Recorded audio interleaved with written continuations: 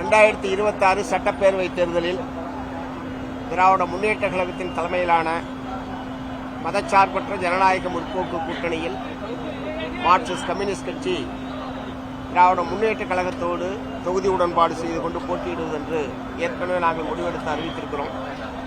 அதன் அடிப்படையில் இன்றைக்கு திராவிட முன்னேற்ற கழகத்தின் தலைமையிலான பேச்சுவார்த்தை குழுவோடு மார்க்சிஸ்ட் கம்யூனிஸ்ட் கட்சியின் சார்பில் நானும் எங்களுடைய மாநில செயற்குழு உறுப்பினர்கள் தோழர் கனகராஜ், தோழர் சாமுவேல்ராஜ், தோழர் கண்ணன் ஆகிய 4 பேர் கொண்ட குழு இன்றைக்கு பேச்சுவார்த்தை என்பது நடத்தியிருக்கிறது. பேச்சுவார்த்தை மிகுந்த சுமூகமான முறையில் நடைபெற்றது.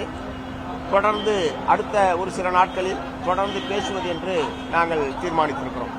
மாநிலக்குள்ள கூடுதல் இடங்களை பெறணுங்கிற மாதிரி சொல்லியிருந்தாங்க. அந்த கோரிக்கைக்கு என்ன சொன்னாங்க?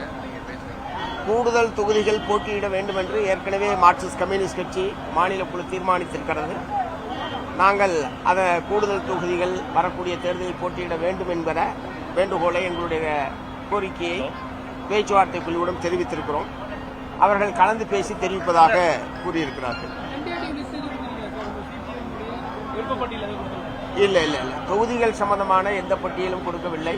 முதல்ல தொகுதிகள் எண்ணிக்கையை தீர்மானிப்பது, எண்ணிக்கை முடிவானதற்கு பிறகு நாங்கள் போட்டியிட விரும்பக்கூடிய தொகுதிகளுடைய பட்டியலை. கூட்டணியில புதிய கட்சிகள் வரவால் கூட்டணி கட்சிகள் தொகுதிகளோட எண்ணிக்கையை குறைச்சிக்கிறதுன்னு சொல்லி மற்ற கட்சிகள் தான் கோரிக்கை வச்சிருக்காங்க. மார்க்சிஸ்ட் என்ன சொன்னாங்க? தொகுதியை குறைக்க வேண்டும் என்கிற மாதிரியான கோரிக்கை எதையும் திமுகவுடைய பேச்சுவார்த்தை குழு எங்களிடம் தெரிவிக்கவில்லை. இன்னைக்கு ஓபிஎஸ் திமுக இணைஞ்சிருக்காரு. அவரோட அரசியல் நிலைப்பாடு எப்படி பாக்குறீங்க? இல்ல, பிஜேபி அதிமுக கூட்டணியை முறியடிக்கக்கூடிய வகையில் யார் இந்த அணிக்கு வலு சேர்த்தாலும் அதை மார்க்சிஸ்ட் அது நல்லது. அந்த முறையில் தான் அந்த தோழர் ஓபிஎஸ் அவருடைய வருகையை நாங்கள் பார்க்கிறோம்.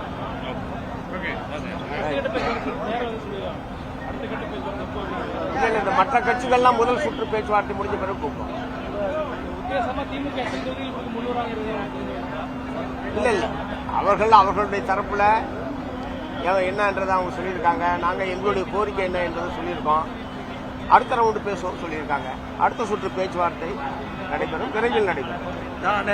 ராஜ்யசபா தேர்தல் குறித்து கட்சி என்ன முடிவு இருக்கு? ராஜ்யசபா தேர்தல் நடக்கிற தேர்தல் குறித்து அது ஏதாவது மார்க்சிஸ்ட் கம்யூனிஸ்ட் கட்சியை பொறுத்த வரைக்கும் ராஜ்யசபா சீட்டு போக்குவரத்துன்றது நாங்க ஒண்ணு கேட்கல. திமுக நிறுத்த வேட்பாளர் அதை பத்தி ஒன்றும் சொல்லலை. அப்படின்னு ஆதரவு தெரிவிச்சிருக்கீங்களான்னு கேட்டேன்.